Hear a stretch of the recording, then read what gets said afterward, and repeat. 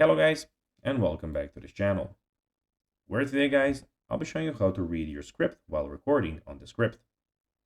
So guys, the first thing that you of course need to do is go to Google and type in descript.com.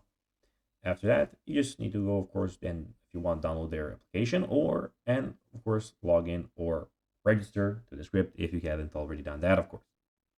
But now guys, let's see how you can actually go and check out what we have in front of us here.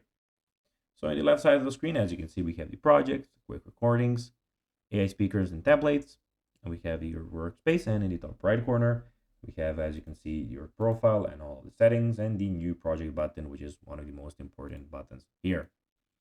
But now guys, let's see how you can actually go and read your script while recording on Descript. So first of all, open Descript and start a new project. You can do that by clicking on the top right corner and clicking on a video or audio project, whichever you want. Then type out or paste your script into the text editor in the script. Line up your Descript window with your camera so you can easily glance between the script and the camera. Click the record button to start recording. Or click Ctrl Alt R.